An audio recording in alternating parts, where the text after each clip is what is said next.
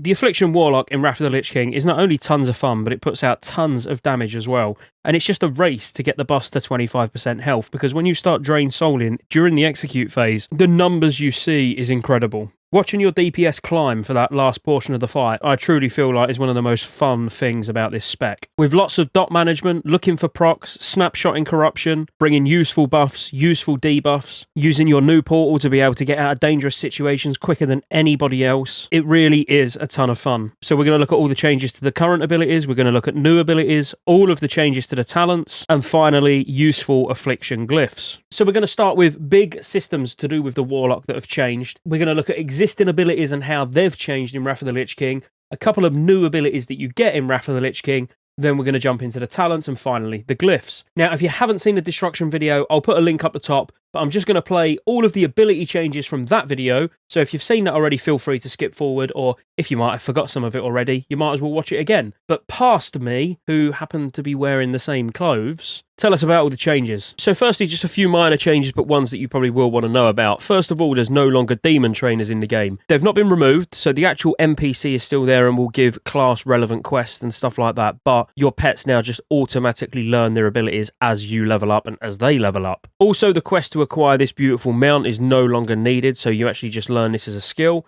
Of course, you'll get the epic version at 40, and you'll get the normal version at 20. I appreciate this isn't the most exciting change in the world, but if you do decide to start a Warlock in Wrath of the Lich King, you no longer need to do the Imp quest. You can actually learn your Imp at level 1, as long as you've got 95 copper to spare. In TBC, you could get an ability called Avoidance for your Felguard, well, you can now get this for all pets, which reduces the damage the summoned demon takes by 90% from AoE damage. In between 3.0 and 3.3.5, all the pets were scaled and tuned and tweaked until they're at their final state that they are now. So over that period of time, they've had their attack power increased, they've had their damage increased, they've had their health increased. So bottom line is, all the pets do feel stronger in Wrath of the Lich King than they do in TBC. An individual example of this would be with the Voidwalker. Now, we know historically the Voidwalker holding threat can be a bit of an issue. One of the specific changes for the pets was the amount of attack power that the Voidwalker gains from your spell power is now increased by 45%. So it can actually hold aggro quite efficiently now. Blood Pack for your Imp is now raid-wide instead of just party-wide. The Fell Hunt has actually gone through considerable change, so it now brings a buff called Fell Intelligence, which increases party and raid members' intellect by 52 and spirit by 70. So it's nice to actually bring a spirit and intellect buff. And as an Affliction Warlock, you will be using the Fell Hunter because of its new ability called Shadow Bite, which bites the enemy, causing 112 to 159 damage, plus an additional 15% damage for each of your damage over time effects on the target. This is on a 2-second cooldown. You've still got Devour Magic and Spell Lock. Sacrifice on your Voidwalker has now changed as well, so it's a 1-minute cooldown. It sacrifices a portion of the Voidwalker's health, giving its master a shield, which will absorb 8,365 damage for 30 seconds, and while the shield holds, spellcasting will not be interrupted by damage. So as you can see, I can now sacrifice a small portion, I might add, and I now get the shield, which is definitely a lot better than having to worry about resummoning him. So that's pet changes out of the way. Now looking at abilities, there's been lots and lots of ability changes. So first of all, Curse of Recklessness was removed in 3.1 and it's now baked into Curse of Weakness. So Curse of Weakness still reduces the melee attack power of the target that's got the curse on, but it also now reduces their armor by 5% as well. Drain Soul's also changed and it acts as an execute ability for Affliction Warlocks. So it drains the soul of the target, causing 815 to 820 shadow damage over 14 seconds. If a target is at or below 25% health, Drain Soul causes 4 times the normal damage. If the target dies while being drained and yields experience or honor, the caster gains a soul shard. But also on top of this, each time the Drained Soul damages the target, it has a chance to generate a soul shard. Soul shards are required for other spells, as we know. So as you can see, you can be chilling in Ironforge, just spamming Drain Soul on a target dummy, and you got a chance of actually getting soul shards. And while we're talking about soul shards, you now can only carry a maximum of 32. I say only, you're going to be generating them quick, getting rid of them quick, so 32 is absolutely fine. Banish has changed slightly, so when you actually recast Banish on a target that's already banished, it will now break. Just nice if someone uses a max rank Banish, you haven't got to stand there for like 30 seconds waiting for it, so that's a welcome change. So the Soul Shatter cooldown, which reduces your threat by 50% for all enemies within 50 yards, has now been reduced to 3 minutes, down from 5. The Soulstone cooldown and effect on a target has now been reduced from 30 minutes down to 15, which just means you can use it more frequently. Although it doesn't actually show it on the tooltip, Immolate periodic damage can actually now critical strike. Life tap used to scale with your spirit. It now scales with your spell power, which is definitely a welcome change. So as you can see, in around about 4,000 gear score, my Warlock converts nearly 3,000 health into mana. And there's something really interesting coming with life tap as well, because outside of wanting to get mana from it, there's a juicy glyph that we're definitely going to be talking about. Corruption is now instant cast for all Warlock specs. No longer do you need talents to actually reduce the cast time of it down to be an instant cast. Curse of Tongues now only reduces casting speed of spells by 30%, and it lasts 30 seconds. This is to actually bring it in line with other classes that have got cast speed reduction abilities. Curse of Elements still decreases actual resistances on the target, and it still increases the amount of magic damage taken, so it now increases the damage taken by 13% instead of 10%. And this is actually to bring it in line with the damage taken debuffs from Boomkins and Unholy Decays. Just a minor one, but Death Coil used to give you back the same amount of health in damage that Death Coil caused. Now it actually grants 300% of the damage caused, so it's a lot more noticeable. So Drain Mana has been reworked much like Mana Burn as for Priest, so what it does now is transfers 3% of the target's maximum mana every second from the target to the caster, up to a maximum of 6% of the caster's max mana every second, whereas it's a fixed value in TBC. Summoning your Inferno has now been reduced to a 10-minute cooldown, down from a whopping 1 hour cooldown in TBC. Firestone and Spellstone have both gone through quite a big rework. So Firestone, what it does now, it can be used on an enchanted weapon. I'll just put that out there as well. While applied to the target weapon, it increases damage dealt by direct spells by 1% and spell critical strike rating by 49. And then you've got Create Spellstone, which while applied to the target increases the damage dealt by periodic spells by 1% and spell haste rating by 60. So in all fairness, even as Destruction, if you was lacking on the haste rating a little bit, you could even use Spellstone. You've got options. Both Demon Armor and Demon Skin, which don't get me wrong, Demon Skin's only going to be used while leveling. Both of these have gone for a rework where they do still give you an increased armor. They don't give you an increased shadow resistance anymore, but instead they increase the amount of health generated through spells and effects by 20%. So Fel Armor's also gone through quite a juicy change where it increases the spell power by 180, but now it also increases your spell power equal to 30% of your spirit. So spirit becomes incredibly important for Warlocks in Wrath of the Lich King, as you'll find out more of in this video. In addition, you regain 2% of your maximum health every 5 seconds. And the final one really worth noting is Ritual of Summoning and how it actually works in Wrath of the Lich King. So it now summons a little wardrobe that everybody can click on and help you summon, basically, and it's on a 2-minute cooldown. Whew, see what I mean about the amount of changes? An absolute immense amount of changes, and all positive. There's not a single one there that you're like, oh, that's not very good. All really, really good changes. Now, there's only 2 abilities that you get, 2 new abilities that I'm going to talk about. I mean, technically you get loads of new abilities because so many of them have changed so drastically they're almost new. You know, like Firestone and Spellstone, for example. All of a sudden they're actually incredibly useful. But you get 2 main new abilities. Let's look at those and then we'll move on to the talents. So you get Shadow Flame firstly, which is not too bad, but you're not really going to be using it that much. So on a 15-second cooldown, targets in a cone in front of the caster take 707 to 772 shadow damage and an additional 644 fire damage over 8 seconds. And it looks like this. There is a couple of talents that this will at least work well with, but we'll worry about that later on. And then the really good ability, let's be honest, you get Demonic Circle Summon. Let me just get rid of this pet, he's really annoying me. And then you could run and move into a different position and be DPSing from over here, you know, throwing some dots on like a boss, and then bang, you can teleport straight back to your portal. So on fights where you need to move to a specific location to stack up, or you just need to get out of a particular range, you know, it's absolutely amazing, and it's only on a 30-second cooldown as well. Right, I feel like that was quite an exhaustive list. So that was,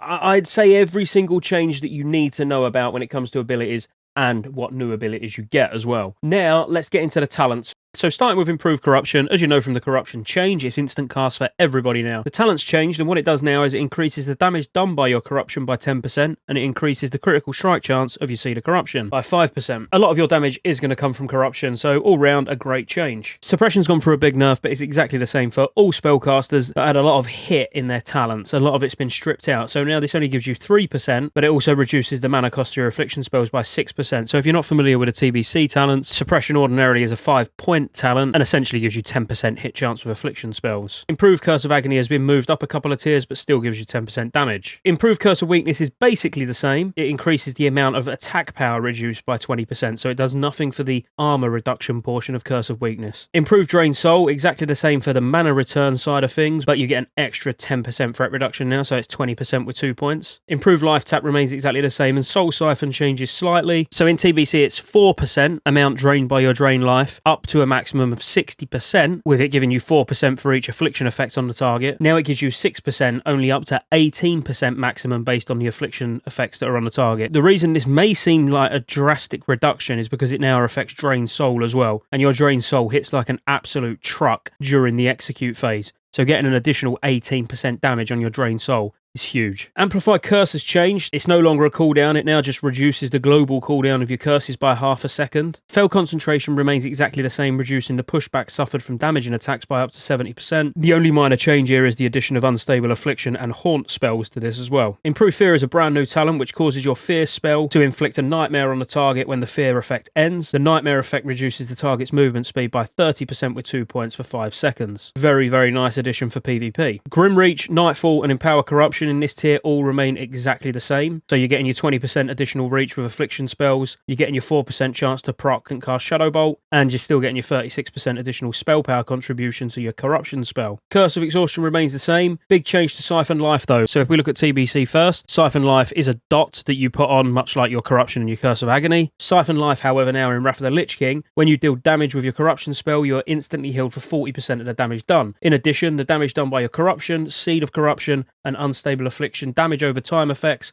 is increased by 5%. So this is nice because we're just talking flat out extra damage, and especially extra damage with corruption. You can see all of these talents adding up already to the point where corruption's going to be hitting really, really hard. And we're going to get to a really important talent soon as well. Moving further down, Shadow Embrace in TBC is a 5% physical damage reduction on the target that's affected by your Corruption, Curse of Agony, Siphon Life, or Seed of Corruption spells. Change completely now to actually give you more damage, which is a good thing. Your Shadow Bolt and Haunt spells apply the Shadow Embrace effect, increasing all Shadow periodic damage dealt to the target by you by 5%. And reduces all periodic healing done to the target by 10%. This lasts 12 seconds and stacks 3 times. So this is quite an improvement over the TBC version of the 5% damage reduction. Improved Fell Hunter is a brand new talent, so your Fell Hunter regains 8% of its maximum mana each time it hits with its Shadow Bite ability, and the cooldown of that ability is reduced by 4 seconds. In addition, it increases the effect of your Fell Hunter's Fell Intelligence by 10%, so you're going to get 10% more of that intellect and spirit that your Fell Hunter's going to bring with that Fell Intelligence, which is nice, as well as getting the mana back, obviously, to keep your pet pumping. Shadow Mastery is exactly the same, except for you actually get an additional 5% because it's 10% in TBC, so increases the damage dealt or life drained by your Shadow spells. In Wrath of the Lich King, it increases the damage dealt or life drained by your Shadow spells, and also your Fell Hunter's Shadow Bite ability by 15%. So this is a nice buff to the existing talent and an addition for a bit more Fell Hunter damage. Contagion remains exactly the same as it does in TBC. Dark Pact has had a massive range increase, but that's about it really. And then Erudition is a new talent, which is really nice. When you deal damage with Corruption, you have a 6% chance to increase your spellcasting speed by 20% for 10 seconds. So you're going to be keeping your Corruption on all the time. You've got a chance at getting that 20% spellcasting speed. You've also got a chance at getting that instant cast Shadow Bolt. You can see how this whole spec just revolves around good corruption usage. Improved Howl of Terror remains exactly the same. Malediction's gone for a big change, so this is where you get the extra 3% damage on your Curse of Elements in TBC. You get that by default now on the spell. Malediction's had a rework to increase your spell damage by 3% and increase the periodic critical strike chance of your Corruption and Unstable Affliction spells by 9%. Unstable Affliction is now a 15-second dot opposed to the 18-second dot that it is in TBC. Other than that, the mechanics behind Unstable Affliction remain the same. Pandemic is a huge one, which is worth getting excited about. Yay! So it grants the periodic damage from your Corruption and Unstable Affliction spells the ability to critically hit for 100% increased damage, and increases the critical strike damage bonus of your Haunt spell. So double dipping here, getting all that extra damage on your Haunt, and now your Corruption and Unstable Affliction can crit as well, the periodic damage, which is huge. Death's Embrace is another new one, so it increases the amount drained by your drain life by 30% while your health is at or below 20% health, and increases the damage done by your shadow spells by 12% when your target is at or below 35% health. So at 35%, you're already starting to ramp your damage up. So your execute phase really starts at 25%, but from 35% health, you are starting to do a little bit more damage. When it hits 25% health and you start drain soul spamming as your filler between keeping all of your other dots and everything on, it's immense. Everlasting Affliction. Your Corruption and Unstable Affliction spells gain an additional 5% of your bonus spell damage, and your Drain Life, Drain Soul, Shadow Bolt, and Haunt spells have a 100% chance to reset the duration of your Corruption spell on the target. So this is where you want to really be tracking your Corruption, but not only tracking your Corruption, you're going to want to be tracking Trinket procs, anything useful that happens. Trinket procs, cape proc as a tailor, anything that will increase your spell damage. Because as soon as you get a proc, you want to make sure that you renew your corruption. You're obviously going to keep your corruption on all the time, but as soon as you get a more powerful version of that corruption, so like now my trinket's procced, we'll want to refresh the corruption to then continually keep this version of the corruption on, because now every time we haunt, you can see it's 15 seconds. Every time we haunt, it's gone back up. You will keep the version of the corruption refreshed on the target that you want. So ideally, you want all of your procs, all your trinkets, use potions, everything all together to then get the most powerful version of corruption you can, and then just keep that rolling. And then finally, the big one. So we get Haunt. Now, Haunt, you send a ghostly soul into the target, dealing 465 to 544 shadow damage, and increasing all damage done by your shadow damage over time effects on the target by 20%. For 12 seconds. When the Haunt spell ends or is dispelled, the soul returns to you, healing for 100% of the damage it did to the target. So as you can appreciate, you want to keep Haunt up 100% of the time. Using it on cooldown, you never want to lose that 20% damage over time buff. You could go Demonology, but really Destruction is going to be where you go, because you're going to get improved Shadow Bolt, because you are going to be using Shadow Bolt as a filler, which it has changed. So looking at TBC, your Shadow Bolt critical strikes increase the shadow damage dealt to the target by 20%, until 4 non-periodic damage sources are applied. That's the old TBC version, whereas now in Wrath of the Lich King, it's just a flat 10% additional damage to your Shadow Bolt, and your Shadow Bolt increases the chance that that target will be critically hit by 5%. Bane has also moved up from tier 2, but it does exactly the same thing as it did in TBC, just reducing the cast time of your Shadow Bolt. That's all you're interested in here. And then you're going to pick up Ruin, so you get 100% additional crit strike damage from your Shadow Bolt. We're not interested in the Imp's Firebolt. I do go over all the changes to the Destruction talents in the Destruction video, link in the description and up the top now. And now finally, let's just look at some Affliction Glyphs. So we're not going to look at ones that you're going to use for Destruction. They'll be in the Destruction video. We might not even cover all of them across the 3 videos, because some of them are just not even worth talking about. Like, you're never going to use them. You don't even need to worry about their existence, really.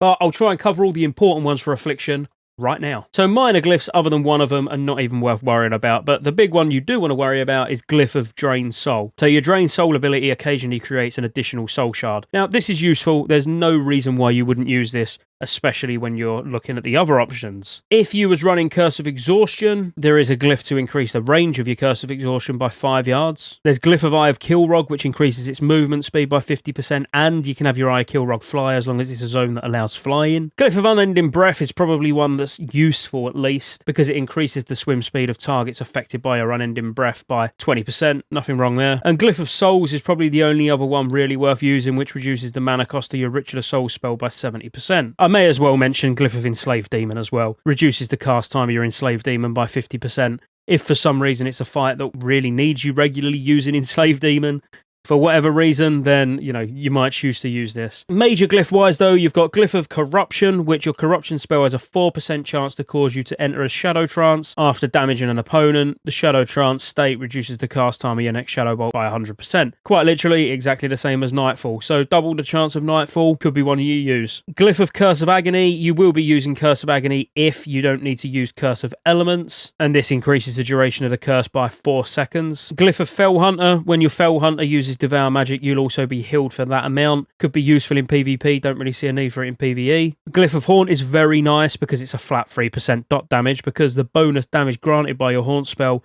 is increased by an additional 3%. You can almost see yourself never playing without this one. Glyph of Life Tap is a very nice one. When you use Life Tap or Dark Pact, you gain 20% of your spirit as spell power for 40 seconds. Now, like I mentioned, particularly early on, you'll be using high amounts of spirit gear, whereas it actually gets less and less as you get through and finish ICC. But certainly tier 7, tier 8, you're going to have a lot of spirit. This glyph could be very useful. Glyph of Quick Decay is a massive one, and every Affliction Warlock will be using this. What it does is lets your haste reduce the time between periodic damage ticks of your corruption spell, and corruption is your absolute bread and butter as Affliction, so you are going to want this 100% of the time. There's a couple of others that I suppose are worthy of a mention, not that you'll probably ever use them, but Glyph of Shadow Bolt reduces the mana cost of your Shadow Bolt by 10%. Glyph of Siphon Life increases the healing you receive from your Siphon Life talent by 25%, could be useful in PvP. Glyph of Unstable Affliction just decreases the casting time of your Unstable Affliction spell by 0.2 seconds. And quite honestly, the only other one you could potentially consider would be Glyph of Demonic Circle, reducing the cooldown of Demonic Circle by 4 seconds, but it would have to be a very niche fight to even consider it. And that's it. The Affliction Warlock is in an amazing place for Wrath of the Lich King.